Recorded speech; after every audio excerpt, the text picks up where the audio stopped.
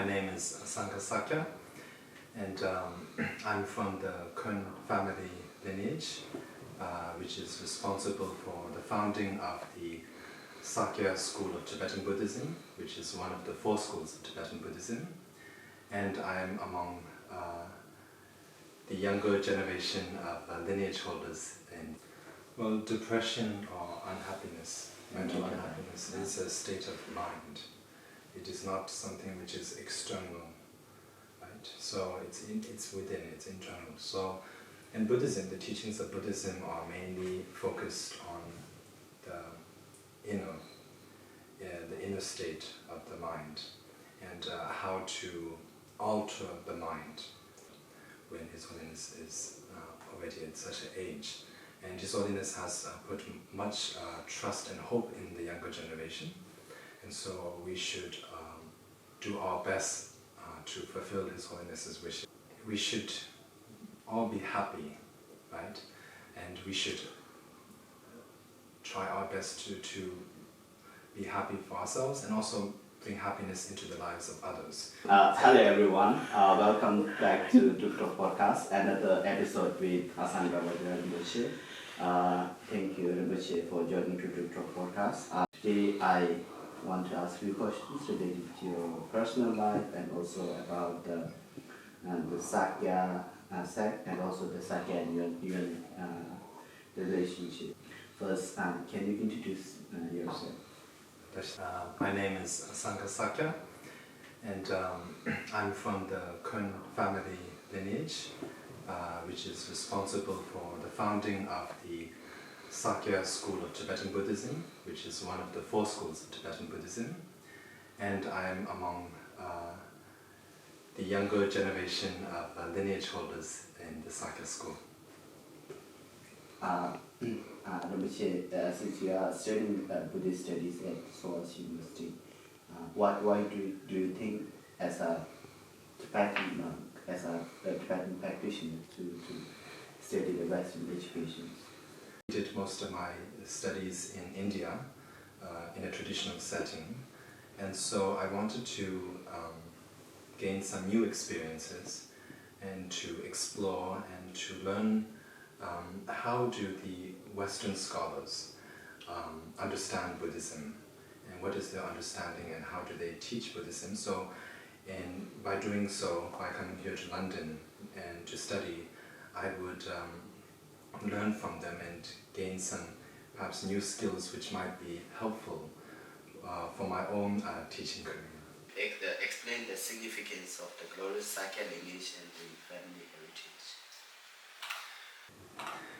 So, the Sakya lineage traces its origins to the Khöndung family, which predates the introduction of Buddhism to Tibet. And originally the family lineage is believed to have followed the Pön religion. And later on, when Guru Bema visited Tibet and introduced Buddhism to Tibet, some of the family members from the Khöndung family played a very important role in assisting him in that mission. And for example, before the introduction of Buddhism to Tibet, there were no Tibetan Buddhist monks in Tibet. And so 7 men were chosen by Shantarakshita, the great abbot from Vikramshila.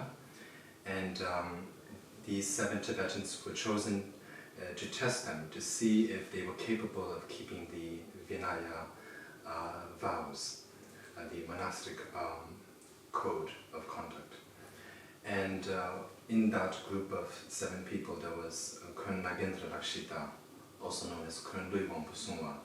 So therefore, one of the first Tibetan monks was from the Khön family. And his younger brother was Khön Dorje Rinchen, and those two became disciples of Bema and passed down the main practices of Yangdak and Vajrakilaya to the successive family generations. From the 8th century until the 11th century, when Khön Goncho Gyalpo was born, and in 1073 he founded the first Sakya monastery on the white or pale earth in Tsang, Tibet, and the place is called Sakya. So Sa is earth and Kya is grey.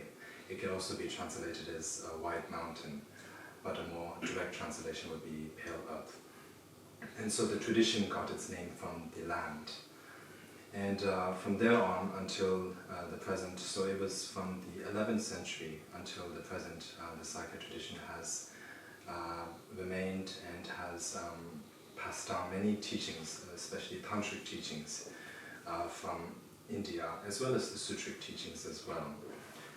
And it is one of the considered or counted among the newer schools.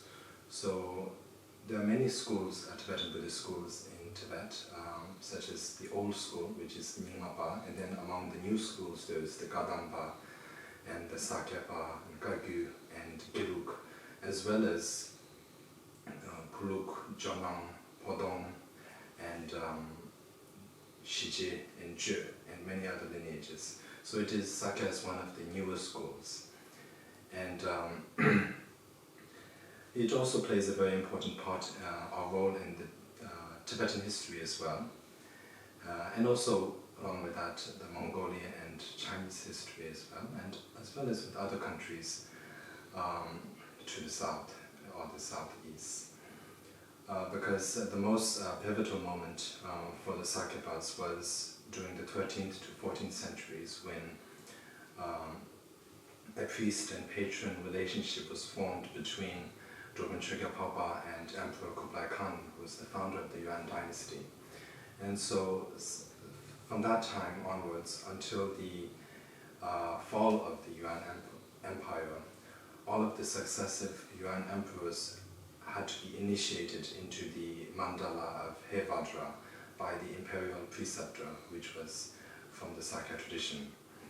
And it was only after receiving the Vajra empowerment were they legitimized as a ruler, or as a Chakravartin king, or you could say the ruler of the Yuan Empire.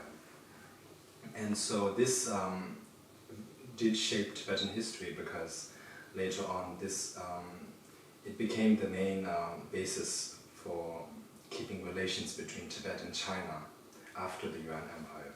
So during the Ming Dynasty, the Yongle Emperor became the disciple of the fifth Karmapa, Deshin Chekpa, and they continued that priest and patron relationship. And later on, after that, the Mongolian king Altan Khan and the third Dalai Lama Sonam Gyatso also shared such a priest and patron relationship, and as well as the fifth Dalai Lama and Gushi Khan, and later on the successive Dalai Lamas with the Qing emperors. So it all mainly starts with the Sakyas. Although it would not be correct to say that the Sakyas were the very first imperial preceptors in history, because it seems that the first imperial preceptor, or the concept of the imperial preceptor, emerged in the Western Sha, or the Shisha or Tangut Empire. And this was a connection between the Kagyu Lamas and the Western Sha emperors. But it really became popular and stabilized, I guess, during the Yuan and Sakya period. Also mentioned about the Sakya, the lineage and all these things. You are the one of the throne holder in the future Sakya, Sakya Tenzin, right? What kind of responsibilities you feel to take the throne of Sakya? Well, it is no easy task. There are many responsibilities, such as overseeing the management in some way, although it may not be directly, but you need to be aware of the situation of the Sakya school, in both, not just in exile, but also in Tibet as well. You need to be aware of how things are running, and you also need to be able to pass down the transmissions which have been successfully transmitted from past generations up until the present, and make sure that that is successfully transmitted to the next generation without interruption. So there are many Dharma lineages, and and it can be both sutra or tantric traditions. And you also need to fulfill the wishes of people by giving them teachings or even by performing divinations for them. So usually we can see this in the case of His Holiness the 41st Sakya Common Teacher Rinpoche. Usually he's very busy in his day with meeting people, and a lot of people come to him to request for his divinations so they can solve problems in their life. Should they do this business or not do this business? Do they have this obstacle to their life or not? Do they need to get any prayers done in order to avert such obstacles? How can they live longer? How can they be in good health? There's a lot of issues, and these are usually consulted with the Sakya teacher and of course many other high lamas. So this is one of the responsibilities, to interact with the people and to make yourself available to them, to help them. And also the process of training, preparation before you become the Sakya Tenzin is very complicated. It may take at most maybe 20 years of training or preparation. So in my case, I had studied the basics, the Tibetan alphabet from the very beginning, and then from there on you have to do a lot of memorization of prayers and rituals, as well as the hand mudras, and know how to play the instruments. And after that, that alone is not sufficient, so you also need to enter into a college and study Buddhist philosophy in a traditional setting. So this is where you clap your hands, and it's basically debate. You need to learn how to debate and all of that. And then on top of that, you need to also perform retreats. And perform retreats because in order to bestow initiations or transmissions to others, you yourself need to have practiced it first. And so you need to do all of that. And by the time all of that is finished, you should be ready to become a Sakya Tenzin. And then, as I mentioned, once you have become the Tenzin, then you need to travel a lot because there are many centers around the world. And sometimes we are also able to travel to Tibet as well, and to keep connections with the Tibetan, not just the Sakya followers in Tibet, but generally all Tibetans in Tibet. So there's a lot of traveling involved and a lot of teaching. Contemporary world, like we have so many problems happen. Like there are lots of people have depression and problem with mental health. I want to ask, how do you think that Buddhism can help or address this like depression and mental health? How that can help? Mm-hmm. Well, depression or unhappiness, mental unhappiness, is a state of mind. It is not something which is external, right? So it's within, it's internal. So in Buddhism, the teachings of Buddhism are mainly focused on the inner state of the mind, and how to alter the mind from negative to positive, right? And so that is the purpose of the teachings of the Buddha. It is to bring happiness into the lives of people or sentient beings. It's not really limited to just people, actually. And for that sake, for that reason, the Buddha taught 84,000 teachings and many number of methods for sentient beings. So what we really need to do is, it doesn't matter whether you are Buddhist or not. The Buddhist teachings are available for anyone, and you may even read about it or learn about it as a non-Buddhist, and it does not necessarily mean that you need to convert to Buddhism in order to learn about Buddhism. And so when we read about the teachings of the Buddha, we do not need to necessarily accept his teachings. We may question his teachings, and he was open to such questioning of his teachings. And we should see and examine if what he says or has stated makes sense, if it is accurate or not. And if it is accurate, we may apply that to our lives as a Buddhist or as a non-Buddhist, and if it is not accurate, or if we don't find it to be accurate, then we do not necessarily need to do so.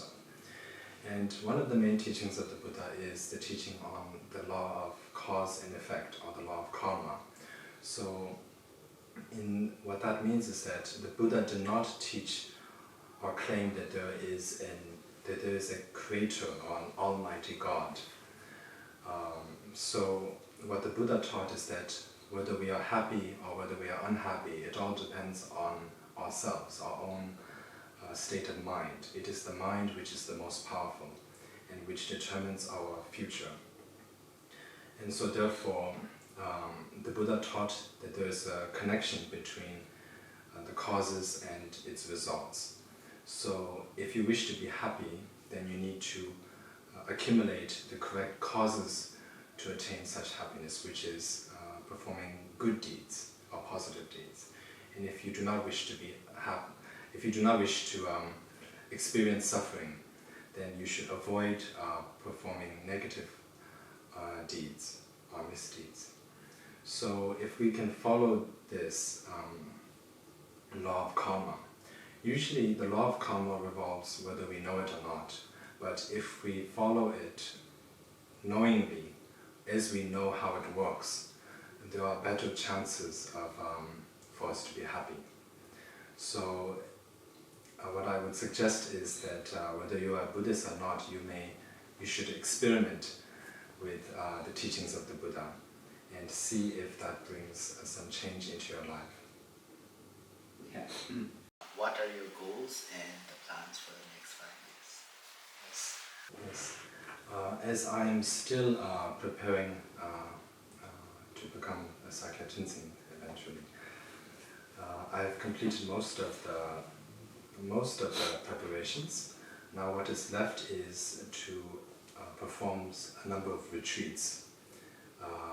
So retreats is that I would need to be in seclusion and reciting mantras of certain deities for a number of months. And so that means there's no contact with the outside world. And so the duration of such retreats vary. It can be between 1 month or 3 months or 6 months or more. So I have some retreats left to do, as well as I am yet to pursue most of my tantric studies. So the sutras, the studies on the tantras and its commentaries. Can you give some advice to the younger generations and the listeners? Yes.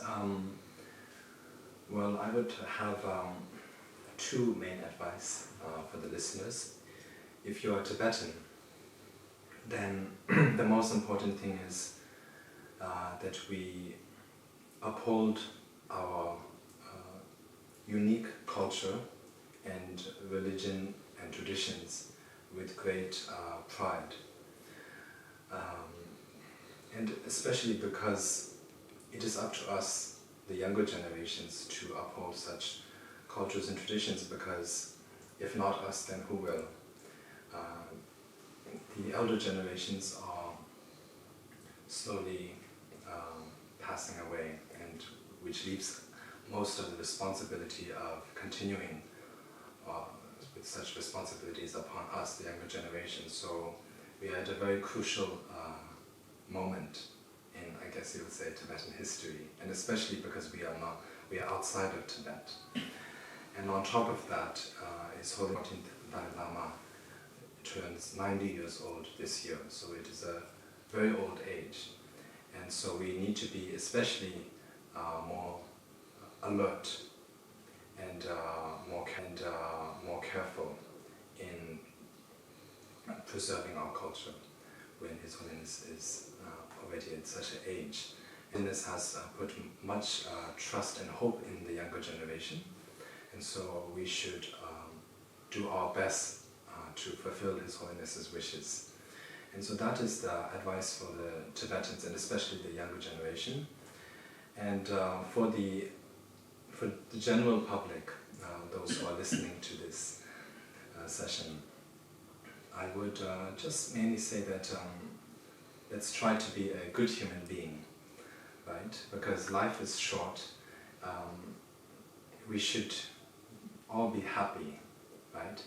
And we should try our best to be happy for ourselves and also bring happiness into the lives of others. In order to be happy, you need to have a good heart, a state of mind which you cherish the well-being of others. So a sense of care for everyone, just as you care for your own self and for your own benefit. We should also likewise share such thoughts towards all others. And if we can live in such an environment, in such conditions, then naturally there would be more peace or unity in the world. Thank you. Appreciate it. Thank you so much, Rinpoche, for sharing your wisdom, knowledge, and your advice to the younger generation. Thank you. Thank you.